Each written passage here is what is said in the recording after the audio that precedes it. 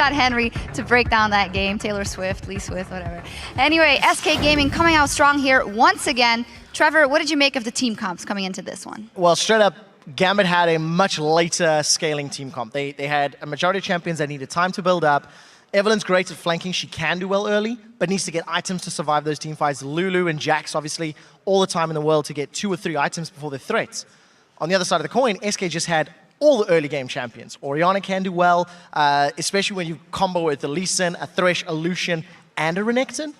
But the thing is, Renekton roamed very well, and SK played around their early to mid-game power spike. They waited 10 minutes, then just turned everything on and destroyed Gambit.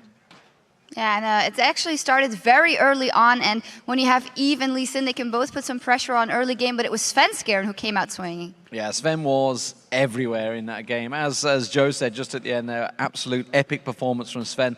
Fantastically played. You know, every time Diamond tried to make a play, or Gambit were trying to make a play, Svenskeren was already there, waiting in the bushes, lurking, ready to counter. And I think he had like a 96% kill participation, something crazy towards the end of the game. Fantastic stuff. Up until the last 2 or 3 kills, Svenskeren was involved in every single kill. And it was only once SK were like steamrolling the rest of Gambit that he missed a couple. I do actually want to show highlights of one of the plays that Svenskeren and SK pulled on the bottom lane. So if we pull this up onto your screen, it really just summarizes this entire game. 18 minutes in, SK have already got a 4,000 gold lead. Svenskeren is already 5-2-1. And what you want to look at is how low end rate it is for mana and HP. He's burned his ultimate a few seconds ago, and Svenskeren is just baiting all of Gambit.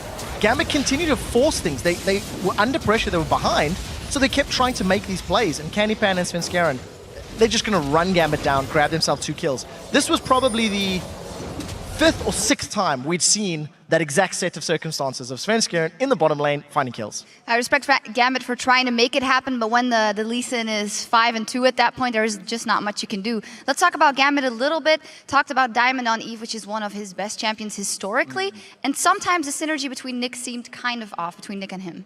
Yeah, there was definitely a couple of times where they went in and just were not on the same page. Or maybe a Glitterlance missed, and honestly, I hate to be too harsh on the players, but Nick definitely missed a few crucial Glitterlances, which left Diamond to die. At this level, if you miss that skill shot, the person dies. Yeah. If you miss the skill shot, you either get the kill or get away. And in this circumstances, unfortunately, Nick just dropped the ball a few times. There was a few odd-timed wild growths as well. But I think you could also potentially put that on the pressure. They were behind SK. They were falling behind. They'd given up so many kills. That's when your communication is really pushed to the limits. And unfortunately, it just didn't work out for Gambit. Talking about communication, as we also heard in the bit there after the game, it is so on point from SK right now, and it just seems to be improving so rapidly. Everything we touch on, the week after, they've got it. They're doing it better. Yeah, crystal clear, and that is really the hallmark of a team that knows what they're doing. You know, nobody's shouting over one another. You heard Freddie say, in base, going to teleport in. Next, he just sat back, went quiet, started teleporting the rest of the team, all talking about the move. Everybody knew their role in that fight. Instead, you'll see some other teams just shouting, just yelling targets. We've heard Impaler talking about Super Hot Crew's communications, and you know they're still second in the table or third in the table currently. They just yell the loudest at the target. It works for some teams, but you've got to think the clearest communications that SK just showed kept Freddy's 100% win rate on Renekton. Yeah, it's also that clear communication that helps you when you're under pressure. Yeah. It's part of the reason SK always bounce back, because when they're a couple thousand gold down in the mid game, they're not freaking out. They're not yelling over each other. They're just like, bro, I got TP, I'll come fight. And they win the fight. Final question, Trevor. I know we've heard you in the pre-show a lot saying how you think Alliance will end so well this season. How far do you see SK going? Because it seems like with this entourage and the way they're improving so rapidly, we don't know where they're going to end. I'm terrified, because I made a bold prediction that Alliance were going to win the split. And SK are making me go, maybe I'm not so sure on that. The one thing that we heard from Enrated right at the end there is he mentioned that the team's not scrimming as much and they're working on individual abilities. That shows for Enrated. His Thresh is fantastic. I never really liked his Thresh last split, and he's performed phenomenally this week on that champion.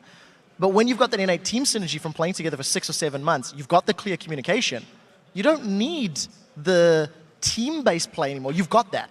It comes down to calling, communication, and adaptation on the fly in-game, which is what SK is showing every match. And it's funny that you compare them with Alliance, because both teams were in exactly the same boat at the start of the spring. Completely new teams thrown together with a purpose to win And so far, it's looking like they may well be the top 2 for Europe once again. Absolutely. Well, thank you very much, guys. And now let's send it back over to the Fishy Joe at the desk for our next match.